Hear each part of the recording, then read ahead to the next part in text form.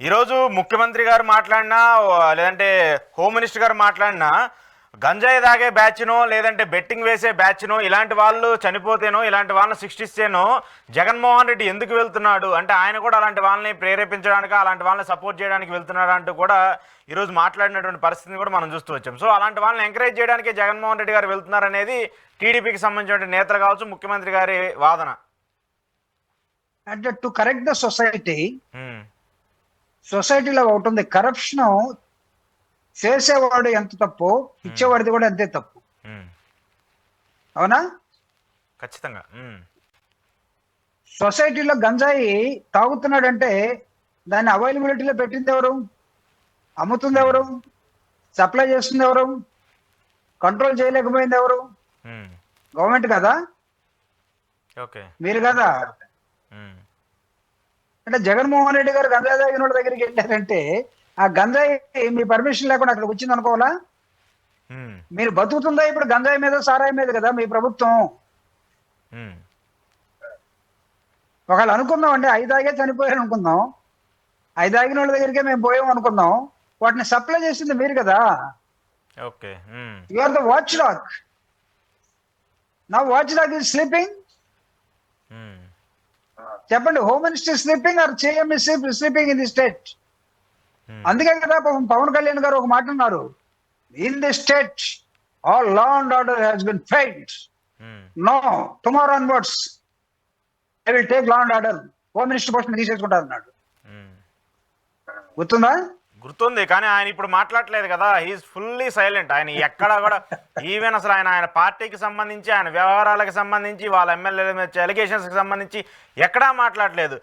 ఇటీవల రాయలసీమకు సంబంధించి అనంతపురం జిల్లాలో ఒక 9వ తరగతి జరుగుతున్నటువంటి బాలిక మీద 14 మంది టీడీపీకి సంబంధించినటువంటి నేతలు ఆ అమ్మాయిని పాపం అత్యాచారం చేసి ప్రెగ్నెంట్ చేసినా కూడా ఇంతవరకు దాని మీద కండోలెన్స్ లేదు, కనీసం ఖండించలేదు, దాని మీద మాట్లాడలేదు. కుప్పం ముఖ్యమంత్రి గారి నియోజకవర్గంలో ఒక మహిళని చెట్టుకు కట్టేసి ఆమెను అవమానించినా కూడా ఇంతవరకు మరి ఉప ముఖ్యమంత్రి పవన్ కళ్యాణ్ గారు మాట్లాడలేదు. మరి దానికి అది కనిపించలేదో మరి ఏంటో నాకైతే తెలియదు. కానీ హీఈస్ ఫుల్లీ సైలెంట్. మరి ఆయన సైలెన్స్ ఎందుకు మెయింటైన్ చేస్తున్నారో ఆయనకి అర్థం కావట్లేదు, ఆయనకు ఓట్లేసినటువంటి ప్రజలకి అర్థం కావట్లేదు.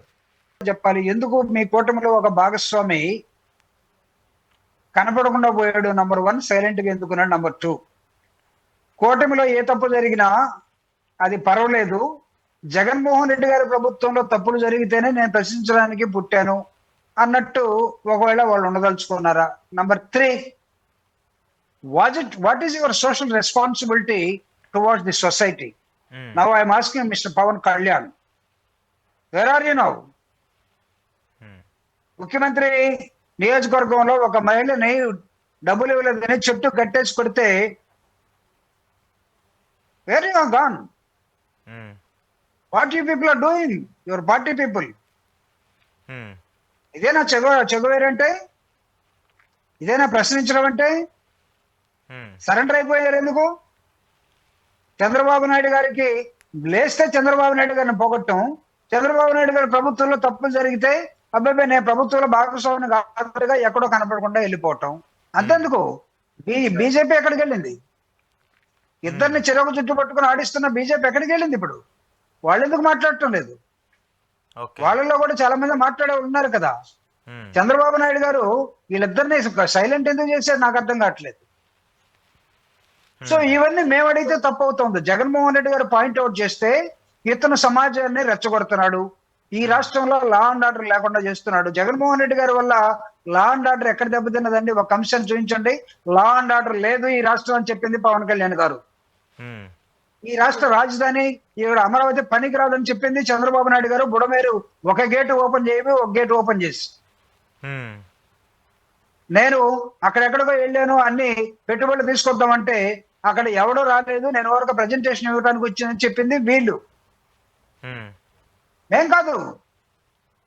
మేము ఈరోజు మీరు చేస్తున్న ప్రామిసెస్, ఎలక్షన్ ప్రామిసెస్ ని నెరవేర్చమని ప్రజలు బాధపడుతూ ఉంటే ప్రజల తరపున ప్రతిపక్ష పాత్ర వహించే క్రమంలో జగన్మోహన్ రెడ్డి గారు అక్కడికి వెళ్తూ ఉంటే మీరు పెడుతున్నటువంటి కండిషన్స్ కానీ మీరు చేస్తున్నటువంటి అరాచకాలు కానీ పోలీసులు మొత్తాన్ని వైఎస్ఆర్ కాంగ్రెస్ పార్టీ శ్రేణుల మీదకి నెట్టేసి ఈ రోజు మీ ఇష్టం వచ్చినట్టుగా మద్యం కేసుల మీద కొంతమంది, లేకపోతే ఇంకో కేసుల మీద కొంతమంది ఇష్టం వచ్చినట్టు అరెస్ట్ చేసుకుంటూ పోతున్నటువంటి ఒక పోలీసు రాజ్యాన్ని, ఎమర్జెన్సీ వాతావరణాన్ని ఈ రాష్ట్రంలో చీకటి సామ్రాజ్యాన్ని నిర్మిస్తుంది ఉన్న కూటమి కాదా?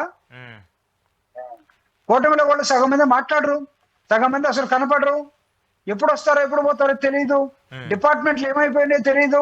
పవన్ కళ్యాణ్ గారు తన డిపార్ట్మెంట్ ని ఒక సీనియర్ మోస్ట్ ఆఫీసర్ అప్పచెప్పి వెళ్ళిపోయాడంట. సంతకం కూడా అతనే పెట్టేస్తారంటే, డిజిటల్ సంతకం. People are talking now. So Panchayati Raj నేను మొత్తం గాంధీలాగా చేస్తానన్నాడు. గాంధీలాగా చేసేంత ఈయన ఎప్పుడు గాంధీజాన్ని గురించి మాట్లాడలేదు. ఈయన ఎప్పుడు విప్లవాన్ని గురించే మాట్లాడాడు, మరి శుభవేరన్ గురించి మాట్లాడు, కార్ల మార్క్స్ గురించి మాట్లాడాడు, అంబేద్కర్ గురించి మాట్లాడాడు. ఎప్పుడు మాట్లాడలేదు గాంధీజాన్ని గురించి. నువ్వు పంచాయతీ